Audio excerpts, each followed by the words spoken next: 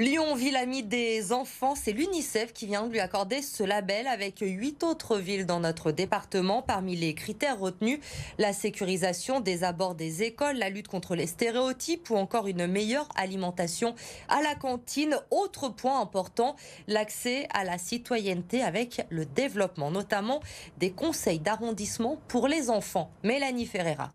Jour d'élection à l'école Marie Bordas dans le quartier Moulin-à-Vent. Les élèves doivent choisir leur représentant au conseil d'arrondissement. 9 de leurs camarades sont candidats avec un discours de campagne bien rodé. J'ai fait des mini-affiches. J'ai mis mes qualités, que j'étais persévérante, que j'étais dynamique. Moi, je propose de faire plus que tout le monde se plaint de la nourriture dans la cantine, changer la nourriture de la cantine.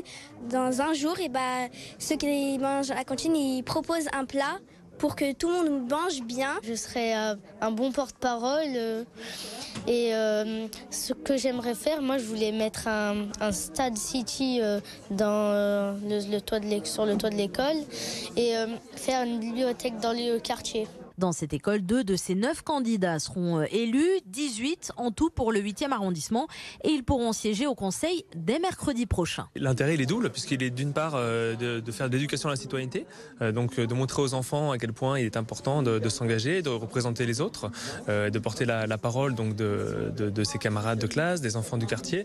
L'autre intérêt c'est de faire participer les enfants aux décisions qui les concernent. Un dispositif qui est déjà mis en place dans le 1er arrondissement depuis 2015 et qui s'étend aujourd'hui au 3e, au 5e et au 8e arrondissement, avec l'objectif d'organiser un peu plus tard dans le mandat un vrai conseil municipal des enfants.